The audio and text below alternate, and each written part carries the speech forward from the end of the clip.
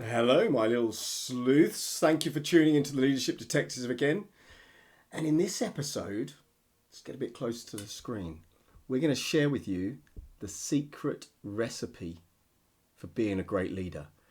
And the best way to understand the secret recipe for being at anything you want to be great at is to talk to people who are experts. And we're delighted in this episode to be joined by an expert in leadership development, Jean McAskill. And we're going to cover topics like, how can leaders be more human? Interesting question. How can leaders be more vulnerable? How can they use their vulnerability? How can they create trust within their teams? And how can leaders be more self-aware and maybe more mindful about the way they approach leading? So you're going to definitely get lots and lots out of this episode. It was a great one to record. Are you ready? Let's jump in.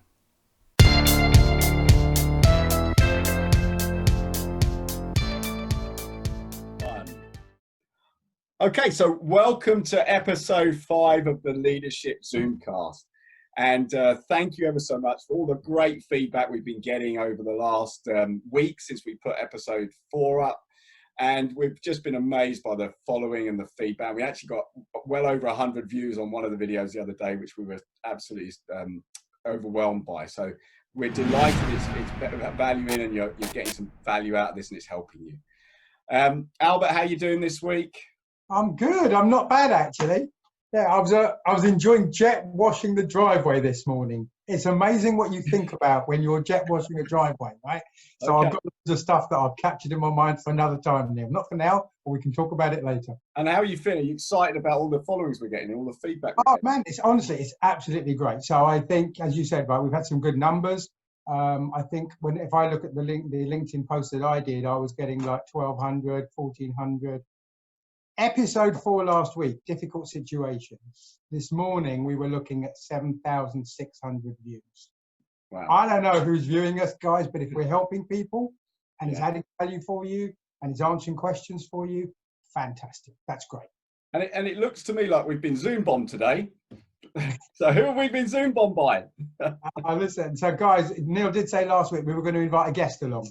And we're really, really privileged to have with us today. We've got Jean McAskill. So Jean and I worked together, for probably 15 years now. Neil, Jean and I have worked together for something like 10, 12 years now.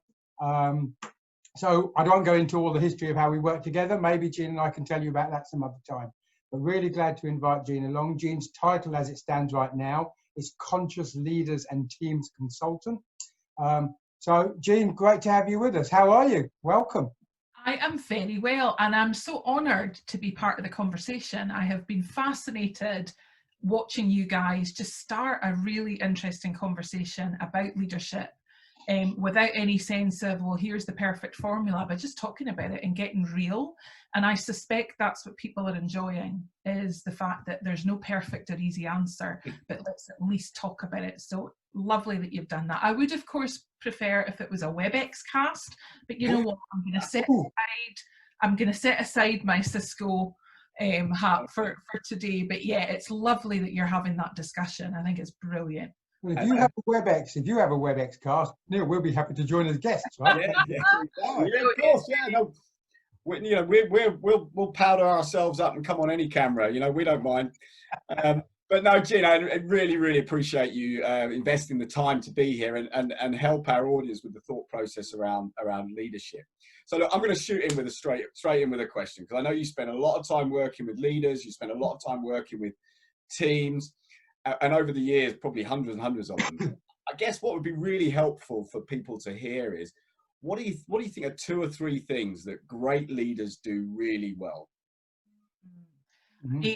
Yeah, you know what? We're always looking for the secret sauce, aren't we? And I think regardless of what industry, what context, there's 3 things that I think always jump out at me.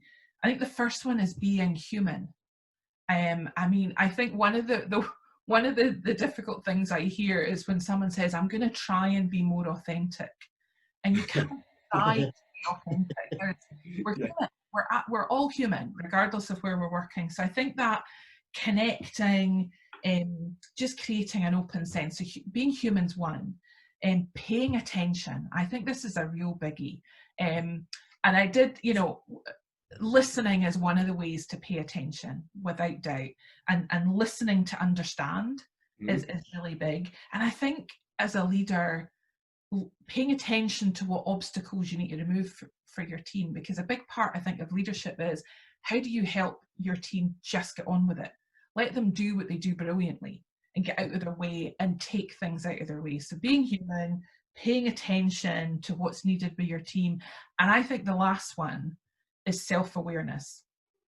If you as a leader understand the impact that you have, both positively and negatively, what a gift that is. I mean, and it's incredible how little time we will often dedicate to that. And this isn't about going into a 3-week retreat and you know, reflect. It's about day to day having that self-awareness. What kind of form am I in today? What kind of energy am I going to bring to the team?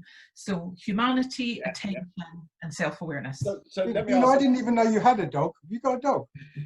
And she clearly does not buy into my principles, because she's just walked out of my office in disgust. You might have heard. So, Jean, this is going to sound like a really, really strange question, and it sounds so just me thinking about it. But how does a leader be more human? That, do you know what? I think that's a great question, because I think it varies.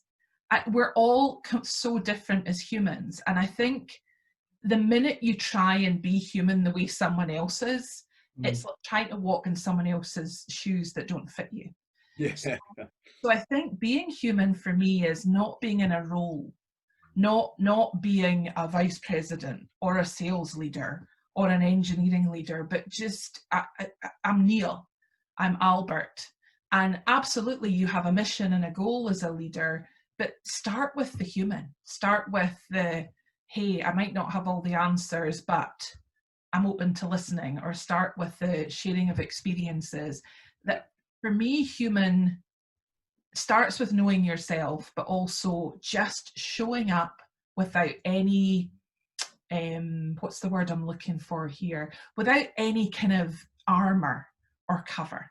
I think that's another big part of it. And that's where vulnerability comes into it. Interesting. So, Albert, how do you think about being a human when you're being a leader? I'm just thinking about where you're human, right? Because despite what you say, there are times that as a leader, you do need to have your uniform. You do need to have your presentation of being a VP, right? As an example. So I guess we're talking about in certain situations, drop your guard, be vulnerable, that's okay. What we're not saying is stop being the role you are being, guys, as the leader of the business when you're representing the business in other situations, right? But by being human, I guess you can call that, right? You should know, I mean, look, as a leader, you're also a team member, right? Because you belong to a team. You're also subordinate because you've probably got a boss. So we'd behave differently in those different scenarios, right? But with the team have got to feel comfortable. I guess what you're saying, Jean, is that you are authentic, you are honest, you know, and you are, what did we talk about last time, Neil? Fair, right? Yeah. That's what people are looking for. Yeah. Does humanity, being human rather, does it have to mean that you are vulnerable? So I think vulnerability takes many forms, and I think some of the discomfort that leaders have is, oh my goodness, right, am I going to have to reveal all my deep dark secrets and expose myself to the point where I feel uncomfortable? And even as the queen of too much information myself, I will still have points where I'm like, actually, I don't know that I want to share this today, just because for whatever reason, it's not the right thing for that session or the meeting. I think vulnerability can be admitting when you get it wrong. I think vulnerability can be, I'm tired today. You know, I was delivering a late session last night, and guys, can someone else just kick this off? I'm exhausted. I think we tend to see vulnerability in the extreme, and it doesn't have to look like that. It's those human moments. Yeah. And I think, Albert, to your point about that role and when you're delivering, you can be absolutely professional in the top of your game and still balance that with being human, ways of doing it. I think what most of us wrestle with is it an either or? Do I step out of being professional to be human? And actually, when you get them to live together, it's magical, because you don't lose respect for the leader. You just feel like you know them more. So it sounds like it's all about doing the right things for the right reasons. It kind of feels like, you know, you've got a role to do. You're doing the right things for the right reasons, and being connected with the people that need to help you do that. I love the examples you give. Being tired. I'm tired today. Just be honest. You know, you don't have to have a suit of armor around you and be this, you know, this great big. And you see it in so many leaders out there who feel like, you know, I can't put a mask on because I would look like I'm weak, you know, in the COVID-19 scenario. You know, I'll think of someone in particular. But, you know, there's that kind of, that approach that says, if I'm a leader, I have to be strong. I can't have a cold. I can't be tired. I can't be falling asleep when I'm listening to someone, or whatever it might be. That's really good. So it's okay to do that. I guess there's a balance though, because if you did that too often, if you said, I don't know too often, or can you do this too often, then you'd probably start losing a bit of respect there as well. Yeah, you want to keep the confidence of your team. And I think that's the key thing. I mean, if I'm the VP of strategy, I'm not going to stand up and say, I really don't have a clue where we're going on this, because all professionalism and credibility is out the window. But so there's moments where you want to really have people feel confident. You guys talked in one of your other leadership sessions about vision and creating that kind of view for team, and you want to feel that confidence. So it's just getting the balance right, and a lot of it is common sense. A lot of it is, you know, there's a moment to be really human. Who's your trusted group? Will admit, oh, I am proper tired today. And then there's the other group that it's okay, they're expecting something from me and I need to deliver that. So as a leader, I think you need to know your spaces. I'm thinking of a real example, Neil, actually, when you and I worked together, just really quickly. I remember I got to this point of thinking, I'm the first car in the car park, I'm the last car out of the car park, and I don't know if we're getting there. And I went to the guys who were close. I think we were a pretty close team. And I got someone to go and find out from them. And they gathered the feedback anonymously. What do you think about my leadership style? What am I doing right? What am I doing wrong? Wow. 7 PowerPoint pages later. Seriously, best thing I ever did. Best thing I ever did. I'll go through it now, but it taught me some things about myself that changed our game. Right, worth doing. That's an interesting, being first in the car park, last from the car park. Actually, that's very 90s style leadership, isn't it? You know, I've got to be there first. I've got to be there last because I've got the extra stripes on my shoulder or pips on my shoulder, or whatever. And so how do you change that? How do you move? Because some people have come from that era and they're now in bigger leadership roles. So they maybe they're VPs or they're senior vice presidents now, but they still come from that ego-driven, I've got to be stronger and better. So how could you change? I mean, is there a way of changing? Well, I mean, I mentioned earlier on the self-awareness, and I think, Albert, you obviously noticed something here's not working. So what tends to trigger it is there's a sense of there's something not quite playing out here. And here's what's interesting, Neil. I think the world has just had the most wonderful disruption to that model through COVID-19.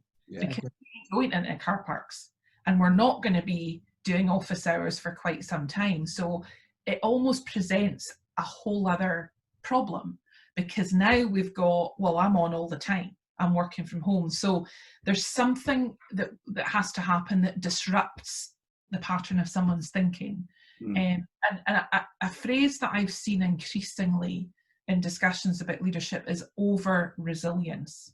I think we've done a lot of discussion around resilience, and it's seen as a great attribute, and we wear it as a badge of honor, and there's lots of ways to be resilient. But I think it's really interesting that I'm seeing that pop, maybe because I'm looking for it, I don't know, because I'm seeing a lot of leaders, sometimes they only make the change when something happens. There's a critical event, there's a moment, there's a project that doesn't quite go where it needs to, and you have to take a long, hard look at yourself. But they're definitely, those old models I wouldn't say are fit for today's purpose anyway. I think the whole conversation's been rewritten. But there has to be a willingness on the part of the leader, like for you to be that open, Albert. Mm-hmm. You know, you can invite feedback and that's brilliant, but are you going to listen to it? Are you, you know, can you be human enough to take it on board without getting, I'm going to defend and explain why, but actually say, okay, here's a message. That's not easy. I mean, that is not easy to do for any human, regardless whether they're a leader or not. Yeah. Well, your title's interesting, Jean, right? You know, conscious leaders and teams consultant, and I was looking up some stuff about that. In fact, Charlie Johnson had written some stuff online. But the trust word comes in there big time, right? Big time. So tell us a little bit about trust. What do you think about that? So trust's a wonderful thing, and it's often intangible, but do you know when it's not there?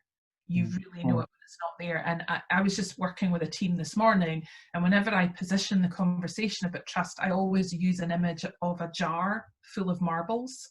Okay. It relates back to some of the work that Brené Brown has done. You cannot just suddenly do a massive thing that creates trust. Right, we've done this once, brilliant, we've had everybody together, now we all trust each other, fabulous. It just doesn't work like that. It's in the small things.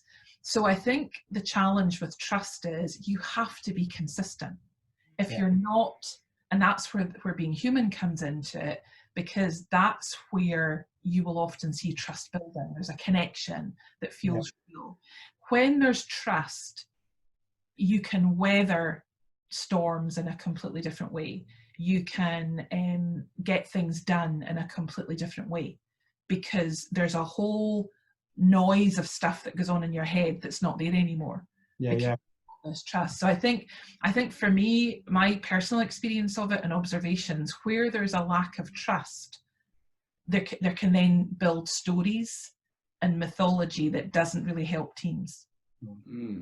So I'm just thinking, the reason I was looking up there, I was just picturing in my head. So how do you build trust? Because everybody's measure of trust is different. So how does a leader go about building trust in the team and the individuals? So I don't know, what are you? So many different ways, because even when we do a trust exercise, some people will trust to start with unless you prove otherwise. So you've got my trust. I'm a bit like that. You've got my trust, but woe betide you if you break it, because it's hard to build it back again. Others are like, okay, I'm going to watch you. And it will often be how a leader responds to situations. What's their instinctive response? What do they do when things get difficult? How do they have their teams back? I think there's just a whole host of things that can happen that build trust, and it's different for other people. It's, you know, what works for me and makes me trust someone isn't necessarily what Albert would be looking for, or what you know looking for. And that's where that pay attention is so important, because any leader that thinks they have the trust formula sorted out is potentially going to have some challenges, because the formula will never work for the same, you know, in the same way. But that said, you can build a consistency. I mean, Albert, you mentioned Charlie Johnson, my boss at the moment. He's a great example of someone who's consistently behaved in the same trusting way all his career. So there's something that becomes, if you like, a reputation as a leader, and then there's the lived experience of being with that leader, where on the day-to-day you start to see it. And I'm guessing what some of the things you said earlier, right, about being human, paying attention and self-awareness, all of those things help build up trust as well, if you do those consistently. And if it's okay, I'd like to come back to something you said earlier, because I'd not heard the term until you mentioned it, which is over-resilience. Where's that come from, and what does that mean? I hadn't seen it until quite recently as well, but it resonated with me, because what I had noticed, particularly as we went into the pandemic and the lockdown, and I can't imagine what it's been like for some organisations where working from home has not been a norm. All of a sudden, all the ways of a leader connecting with their team and managing their work were just wiped out. And it was, okay, we're going to have to do it this way. And I think when you take on the role of leadership, accountability is a huge part of that. So I think what we may be seeing is a trend where that accountability has played itself into leaders who would normally carry the load themselves, really starting to struggle with that potentially, because manageable in what used to be the norm doesn't feel as manageable in today's world, because there's so many extra things we have to think about. Just going out to get groceries now feels like an expedition that requires so much more brain power. So I think over resilience is a terminology that's been used in the context of burnout, I think, is where they're looking at it. So somebody might be doing brilliantly today and really managing so many things. I'm helping the community, I'm supporting my team, I'm on it with my family, homeschooling, and I'm making a bar out of pallets in my back garden, you know, all of these things that we see going on. And that individual might feel fine in that. But I think the idea of over resilience, my interpretation of it is, could that translate over time into something less positive? Could, you know, is that an attribute that we want to say is, yeah, we definitely want to be that? What's the effect it's having on you know, your body and your mind? Yeah. So what advice would you give then to a leader on how to try and not break that resilience? So, you know, I heard something the other day, because I'm kind of looking at Buddhism at the moment. I heard this fantastic phrase the other day about a stiff branch, when it's bent, breaks. Yes. A flexible branch, when it bends back. Yes. And it was kind of I thought it was a great, you know, classic Buddhist type term, you know. But it just came to mind as you talked. So how do you stop someone being so stiff that they break? What kind of advice could you give a leader on that? So I'm going to go back to the self-awareness. So one of the things that I've noticed at work, and for some years now, we've been introducing more mindfulness and a more mindful approach to do things. And that would probably have felt like a really, where does that live in leadership? But a big part of it with mindfulness is noticing. When you are going at 100 miles an hour, it is incredibly difficult to notice what's going on because you're at speed. So as a leader, it may be actually, someone says it's over resilience. For you, it might be the right level, but have you stopped and paid attention? What's going on? I mean, even this morning I was working with a team, and I quite regularly will do like a 3-minute mindfulness body scan with them. Don't get me wrong, you sometimes get the kind of look in the screen that's like, okay, I'm going to go with this because I'm polite, but I have no idea why we're doing this. And it's incredible how many people say, oh, I didn't realize I had tension in my shoulders. There's something going on in my back. So I think with that one, you have to have the ability to be self-aware and notice, and then get curious about, right, well, what's that all about? How's that going to play out? And you only do that if you stop. That, you know, even if it's for 2 minutes, that would be my, I mean, I'm sure there's lots of other ways, but that's the one I think is most accessible to people, and they could start that straight away. Are there any resources out there that we could recommend to people that would help them with that? A ton. I mean, I think I use the app Headspace very regularly. I find that really, really helpful, particularly with the busy mind. I think today there are so many free options available online. I think anyone, if they Googled mindfulness or leadership combined, they would get plenty. And it's finding what works for you. For some people, all they need is a walk in the woods. You know, if you've got a dog, take the dog out. And there's something about just taking yourself off that speeding train or whatever metaphor you want to use, and just breathe, as opposed to going from one thing. I think that would really help. I think you're right. The change of environment is really important. When Neil and I have got chats to have, the best way to do it is for us to walk and talk, right? Sitting in the office across the desk can be a barrier sometimes. Actually, walking meetings really interesting. In fact, I've got 3 next week. Because we can't meet face to face actually. And I in the summer I do try and do a lot of walking meetings with clients or customers. So that I don't know. Do you see that working, or people go outside and actually have meetings while they're outside together? I cannot recommend it highly enough. Now, it is a challenge living in Scotland when it gets a bit windy. I'm not. That can be tough.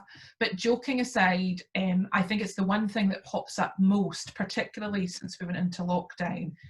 And I don't know the science of it, but there's definitely neuroscience that links the movement of the body with switching the way the brain is looking at things. And even when we're back in a world where we could sit down across from a desk, I would still recommend the walking meetings outside, because it's just a different conversation. And even being side by side with someone rather than facing them. So, and I wouldn't let anyone be put off about time. Even if you do something for 5 minutes, it can actually help. Right. Just getting up from your desk, putting yourself in a yoga pose. Believe me, I don't do any adventurous ones. So if I can do a yoga pose, anyone can. Getting into it's fine. Getting out of it's the challenge. Absolutely. Don't do it when you're at home alone. So there's definitely something about just changing your position, even if it's in a different room. Anything like that, it can just switch the thinking. That helps with the over resilience and the self-awareness as well, being aware that you are. So, and the second point you made about what you see was about listening and paying attention.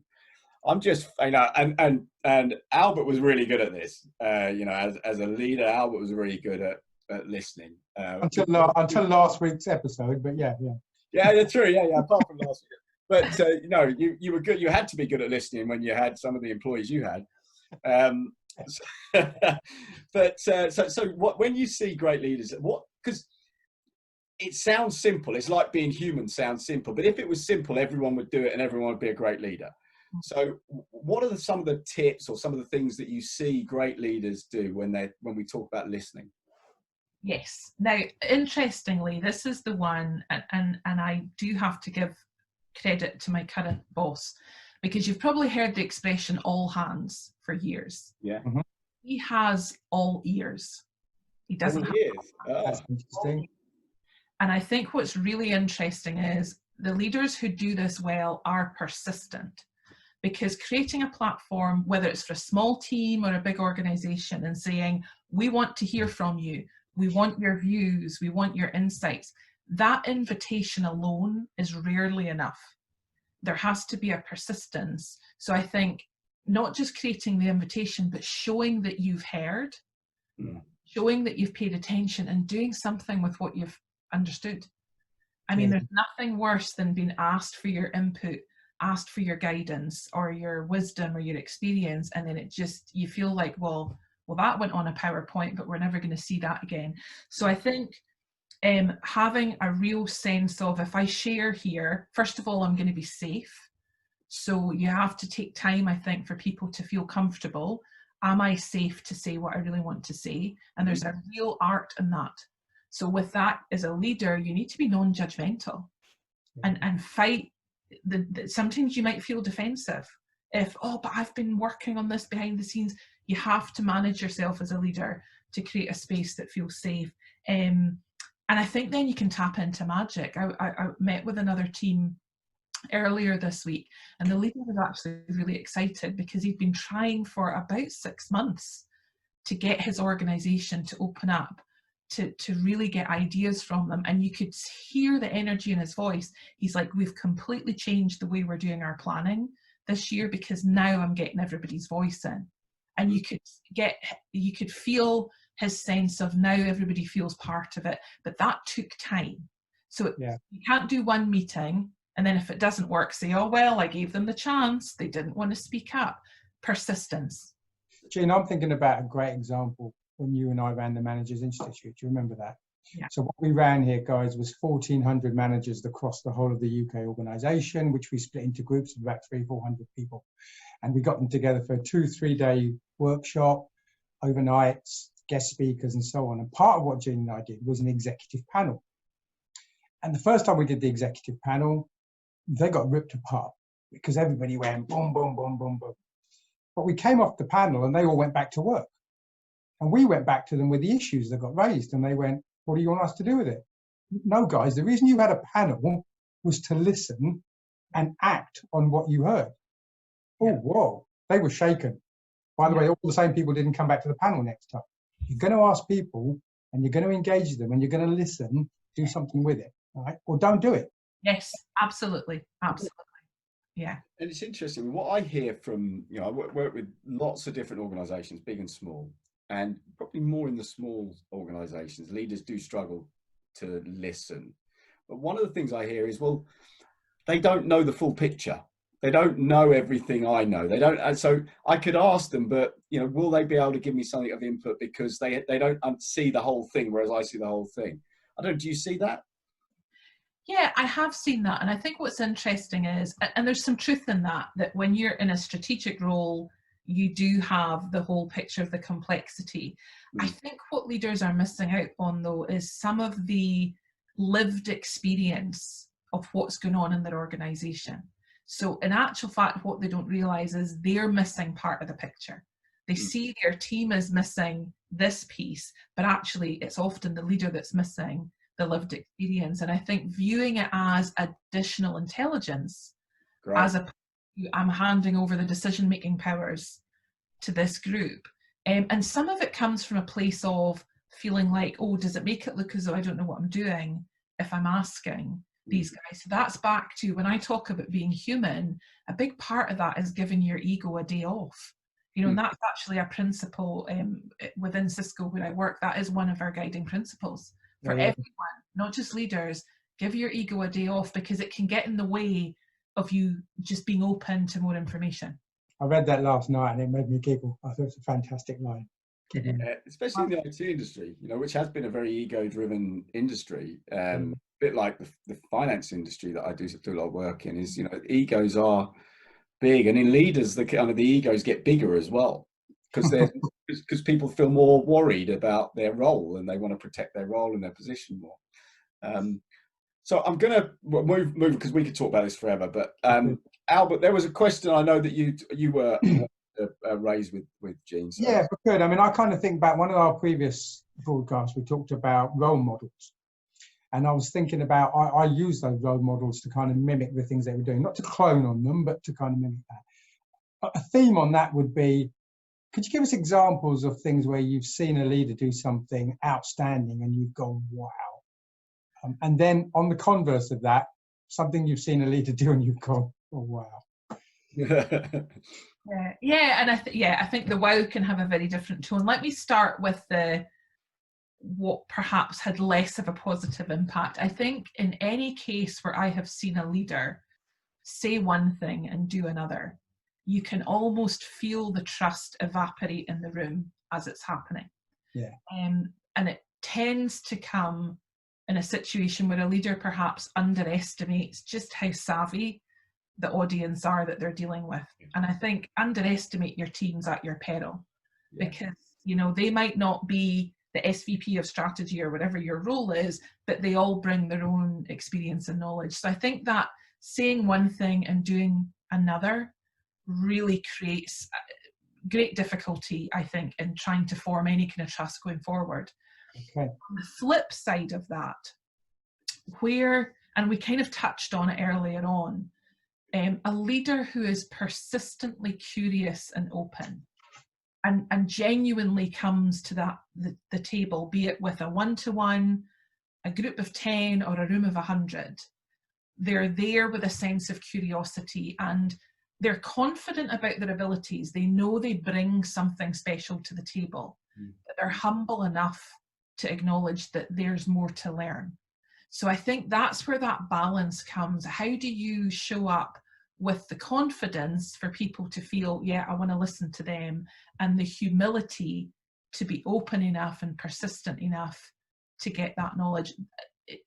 Every specific I have, either positive or negative, I could probably trace to those two things. Perfect. And that's just joined the dots and some things you've already said, right? So yeah, thank you, Neil. I wanted to get that one in, so thank you very much. That's true. So, and I want to kind of put one last question to you, if I may, and because we're not professional interviewers, you know, we're just a couple of guys that have kind of got together to talk about leadership. But if you were us, what would be one great question you would love to be asked by us about leadership? So I think the question is, why do you follow? Okay.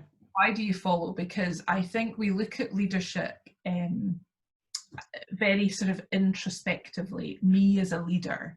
Mm-hmm. And actually, if you look at yourself as a follower, you will start to get a clue, well, why do I follow? And what does that look? And then get curious about why. And I will give credit to one of my other bosses in Cisco, Ashley Goodall, for this one, because he challenges our whole perception around leadership with a book that he's recently written. And he talks a lot about followership. And when you start to ask yourself why you follow, and then track that to how you lead, that is some interesting reflection on a walk through the woods, let me tell you, because there's often a real disconnect in that. So I think that's the question we don't ask enough. Okay, and what would your answer be if someone asked you why you follow? I will tend to follow leaders when I look at the pattern. If they are not authentic and human, it is very difficult for me to follow them with all my heart. Okay. So I will follow from accountability and responsibility, a leader. But if you want me to walk over hot coals, I better feel as though what I see is what I get with you. And they may have some kind of real magic or special sort of strength that I am drawn to from the point of view of I want to learn from that leader. So I'll often look at leaders and think, oh, I'd love to work for them because I'd really love to see how they do that. And then the next part of it is, and can I trust them? Brilliant. That's really useful as well, June, because all the people watching these broadcasts are not all just leaders, right? Absolutely. We know we've got a lot of followers, right? Yeah. Who are aspiring leaders or trying to understand their leader. So it's really useful. Great point. And you know, you can see as I've been writing loads of notes down here because I've learned so much just from this conversation here, and I'll put some of this into the notes underneath the video and in the podcast as well. So I'll wrap up in a minute, but Albert, what do you want to, anything you want to say? No, that's fine. We always knew, guys, we were going to have a problem with time. So I think we've got as much as we can get out of the session today. It may not be the last time you see Jean. We'll see what we can do with that. But Jean, that's been fantastic. Thank you very much for your information, your feedback, your experience, and keep going, because I'm watching you climbing that ladder and it's looking good. So thanks very much for joining us. Thank you, Neil. Thanks for having the conversation. A delight to be part of it. Thank you. Brilliant, Jean. And in good, you know, kind of Tim Ferriss style, you know, we'd love to have you back for a part 2 of this kind of conversation. So look, I'll do a quick wrap up. And well, actually, no, Albert, you do your normal bit of feedback and stuff like that, because you're good at that. Yeah, so guys, listen, what we're missing, we're really enjoying the feedback, guys. And by the way, some of the feedback we're getting isn't going on the public posts. Lots of you are writing to us directly and personally, either on LinkedIn or email or whatever. And that's fine, really happy, don't stop doing that. But do share some things on the public post, ask some questions on the public post. But we invite you, tell us what topics you want to hear about. We've got a list of stuff. Neil's going to tell you what we're planning for the future.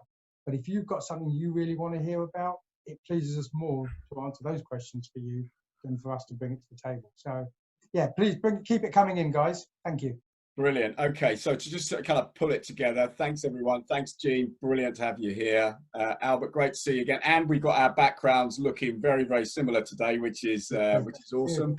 The podcast is now available on most of the podcast sites as well. So the audio recording of this is available on those, which is including Spotify. I was really excited when I saw it on there the other day. But please leave us comments, thumbs ups on YouTube down below, and hit the subscribe button. We're getting lots of subscribers. Really appreciate that. So next week we thought we might cover the topic of looking after yourself as a leader, and we started talking about it today, but kind of expand on that a little bit as well. But listen, great to see you guys today. Thank you for joining us, and have a great rest of the week. Cheers, guys. Take care. All the best. See you.